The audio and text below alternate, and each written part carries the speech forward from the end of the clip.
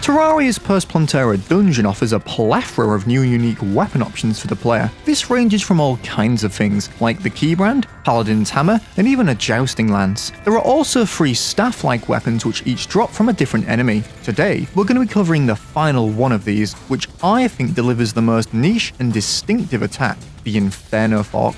This for me has always been a fantastic weapon, but actually received a bunch of buffs in the 1.4.4 update, making it even better. Before we jump into it, if you enjoy watching these reviews, don't forget to subscribe as it helps out the channel. Alright then, let's see how you get this thing. As mentioned, the Inferno Fork can be obtained in your dungeon after defeating Plantera. When you're down there, you're going to want to be on the lookout for Diabolists, which share a similar spawn criteria to its cousins. This means you'll have a higher chance of finding them when in a certain part of the dungeon. In this case, you want to hang around the areas backed by the tiled wall variant. If your dungeon lacks this wall, don't worry, as you can now craft whatever variant you're missing at a heavy workbench using dungeon bricks, and then throw it into a pool of shimmer to return you with a cursed variant which is capable of spawning enemies. Soon enough, when you've filled an area with plenty of tiled wall, you'll start seeing Diabolists spawn. Personally, I don't find these too difficult to fight, as the fire slowly and have the lowest HP out of the 3. Just take your time dodging the fireballs, and with a drop rate of only 7.38%, you should be able to get your hands on the Inferno Fork pretty quickly.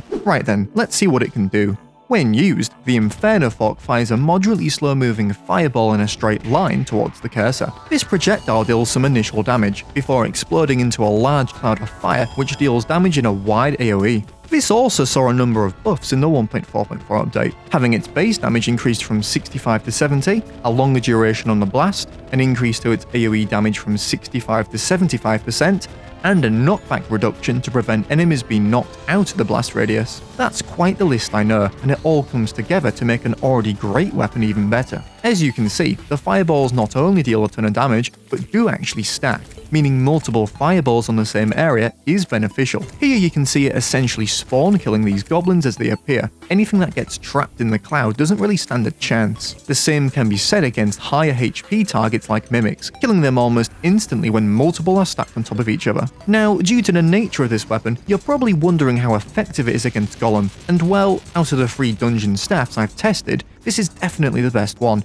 as the boss doesn't move around a lot, meaning you can land 3 or 4 of them fireballs on him, dealing a load of damage on each of his segments. In very little time, Golem is down. Unfortunately though, the same cannot be said against faster moving bosses like Duke Fishron and the Empress of Light. The true potential of this weapon is when you're able to deal damage for the full duration of the fireball, which just isn't possible when your target is moving around this quickly. The longer the fight went on, the harder it got, and I actually ended up dying to Duke's final phase as I just couldn't deal enough damage in time. The strengths of this weapon most definitely don't come without consequence. The same can be said for the Old One's army, being the perfect weapon for dealing with grand enemies, especially as they continuously walk towards the center. This means that from quite a long range, you can place down the flaming clouds to deal damage without having to focus on that side. I also had no problem taking out the ground mini-bosses, as when stacking these things, the damage output is incredibly high. However, I still wouldn't recommend using the Inferno Fork as your only weapon during this event, as it struggles taking out the flying enemies and of course does not stand a chance against Betsy. In my mind, the Inferno Fork is definitely meant for a niche. If you're looking at something to deal with huge amounts of grand enemies, this weapon won't let you down. But that's sort of it for this weapon.